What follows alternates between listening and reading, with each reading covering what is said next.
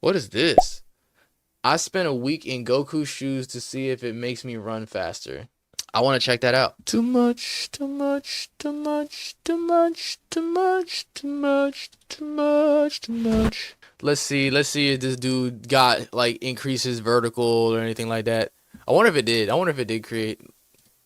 These are real-life Goku shoes, which weigh over 50 pounds. And for the next 7 days, I'm gonna be wearing them to see if they make me faster, stronger, or quite possibly a super... Wait. Why is he squatting in them when his feet don't come off the ground? He's gonna explain it. He's gonna explain it. And you're about to find out how I built these shoes, what walking over 50,000 steps in them did to my body, and if the excruciating pain I put myself through was worth it in my pursuit of becoming a superhuman. But first, in order to build these shoes, since they don't exist, I discovered a method to make them extremely heavy while still being wearable. The plan today is to make these shoes weigh over 25 pounds each. In the show, Goku trains with weighted clothes because it forces his body to adapt to the extra load. But when he... And you know who, what's it called? Bro, what the fuck? Wait, why can't I think right now, dude? Who paid homage to that? You know who paid homage to that? Rock motherfucking Lee. When he like took off his little ankle weights. Ah, that is better. Now I will be able to move freely. And everybody was like laughing and saying like, what's a little weight gonna do? And Come on, you really think you'll be able to get through Gaara's defenses just by dropping a couple of pounds of weight? he dropped it and then the whole ground just broke, bro, and then he just disappeared. Hey, yo, what the fuck? Motherfucker moved so goddamn fast, he just disappeared. He takes off the weight because he's used to carrying so much extra mass. He's now much faster, which is what I'll be testing to see if my mile time can improve just from wearing these shoes. But how am I going to make these shoes heavier and still wearable? My goal is to replace a lot of it with lead, which is a really heavy metal. In order to make it was, wasn't it? I know I need a that shit was R, wasn't it? That shit was clean. That alone took Rock Lee from, let's say, if for me, like, Rock Lee was my 10th favorite character in the Naruto verse at the time of the exams, that bumped his ass up to like top 5. Exactly 1 liter of lead.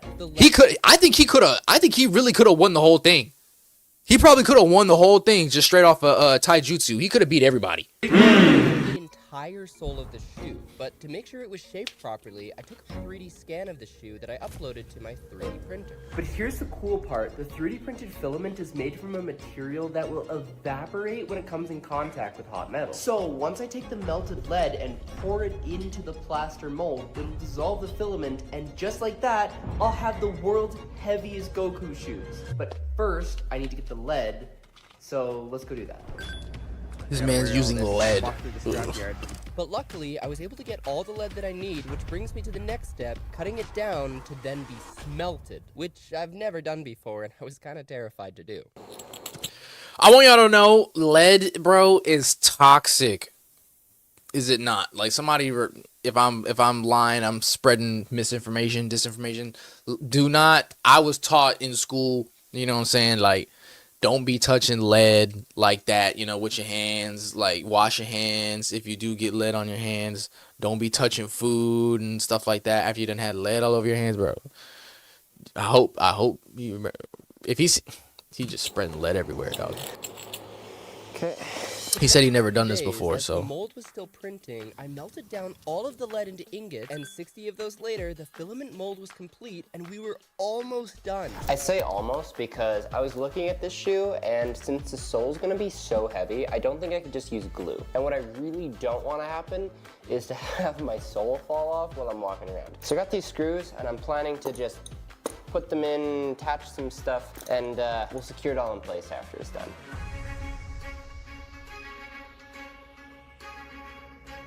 Moment of truth, let's lift this up. Holy, that's heavy. That's absurd. absurdly heavy. Now that the shoes are done, let the Damn. 7-day challenge begin. Now he's got to do a Rock Lee I'm one. gonna go to the gym right now and I'm gonna test my run time. I'm gonna do a 1 mile run and see how fast it is and how hard it feels. 7:15. This makes my current mile just above novice, which should Wait. He run a 7-minute mile? He did 7:15? Yo, what? Look. Let me explain to you something real quick. Like, to run a 6-minute mile, like a 6:38 mile, and that being seen as intermediate is kind of crazy. Because whenever we had a run in middle school called the Big Dog Run, and you got a bunch of kids, right, that have tons of levels of energy, right, and you tell them to go run and do shit, they probably gonna do it to the highest level. You know what I mean? And so we had to run a mile, right?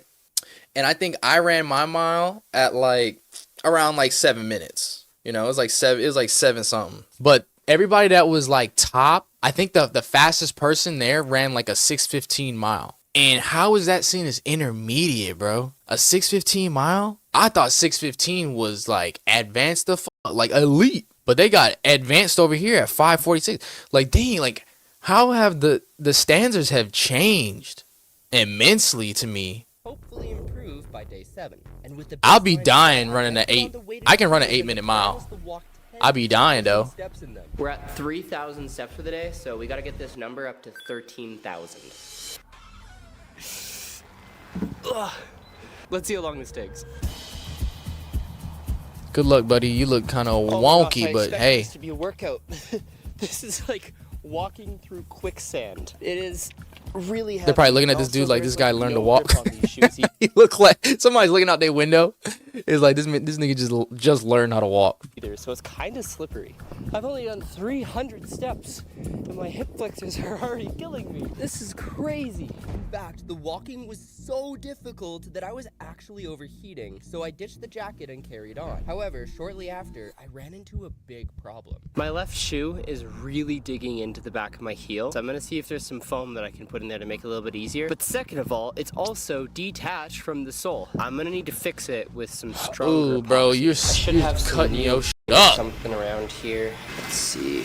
No, I think we're gonna shove some foam in there. It's low-key tearing up my heel, but gotta finish it up. Can't be wimping out now. Next, I drove to an apartment store to get some stronger epoxy. Yes, I drove my car in weighted shoes. Do not try this at home. I'm a professional idiot. Anyways, that is the dumbest thing you could have done, bro. Ironically, the epoxy wouldn't be used today because thanks to the department store side quest. Guess who finished walking 10,000 steps? Yeah. Here's the proof. It's time to take these things off and see how W girlfriend. I think that's his girlfriend or his mom. I don't know. This is the first time I'm seeing his videos. how I feel in comparison. Let's see if I can walk faster than 1 step a second.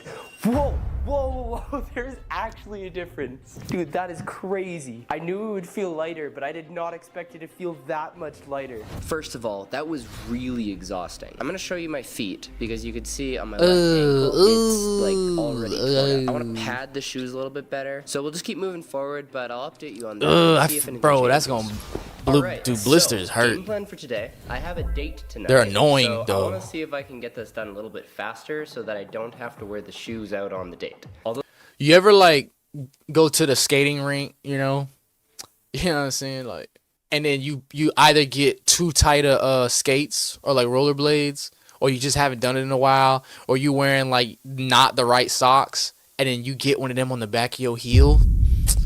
And then if it don't pop, you just got this bubble on the back of your heel. You be looking at it and it's like filled with pus, and then you're like, do I pop it or do I leave it alone? although that would be really fun, I don't know if it'll get me a second one. So today I want to see how fast I could get these steps done, but before I start, I want to just fix a couple things. Step 1, put on so much epoxy on the sole that it's impossible to take off. Step 2, reinforce the sole Get that with as Gorilla much Glue. padding as I could fit in. And step 3, make sure you're subscribed so you can never miss a video. Now let's get walking. I definitely still feel it in the back of my heel. It's better, but kind of hurts. I be looking like in the windows to see if somebody's just like watching him. It's just like, what this? He's like, why he walking like that? He was like, excuse me, sir, you need help? Do you need medical?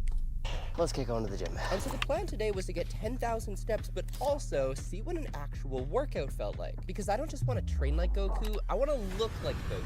So it's officially been an hour and a half since I left the house, and I gotta say, I'm killing it. And I have done almost 8,000 steps. Now that I'm on the treadmill, like I'm cranking out over 3,000 an hour.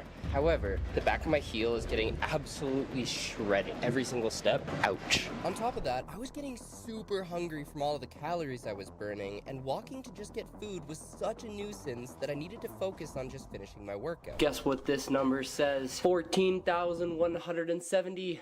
Even the dog's excited. Dax, what do you think? Yeah, okay.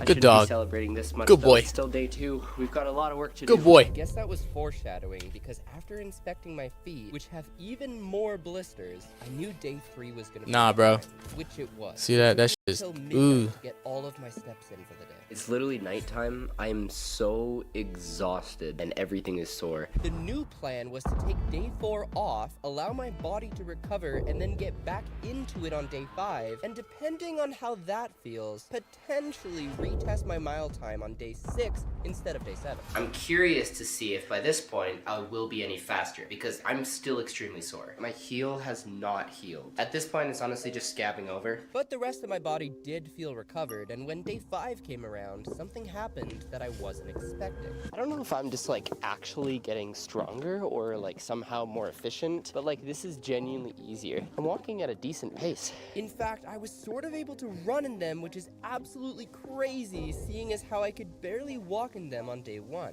And I'm beyond curious to know if this actually improved my performance, but I think it will. And so there was no question that tomorrow would be the day I would retest my mile time and see if these real Goku shoes actually It's benching work. in the shoes. This is funny. These shoes are literally so much lighter. This is so fun. This is the time to beat. Let's beat it. I genuinely think I'm stronger. Like, I actually think that this did something.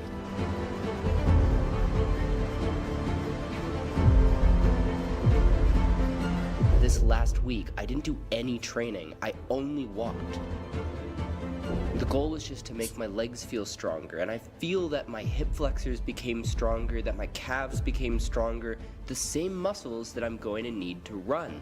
So if this works, there's something to this.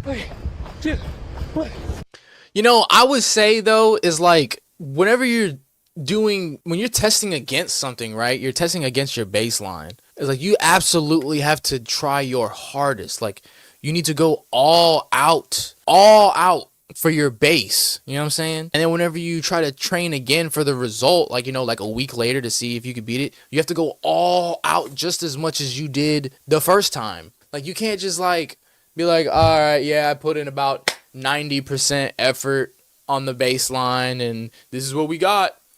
And then whenever you go to test like a week later, like I'm giving it 100%, of course it's going to be better. You know what I'm saying? So if his time is like a minute difference, it's cap. It's cap. If it's a whole minute difference, it's cap. Like this whole thing is cap. Cause that means like he had like 30 seconds to slash on his baseline. Like he could have squeezed out 30 seconds faster on his baseline.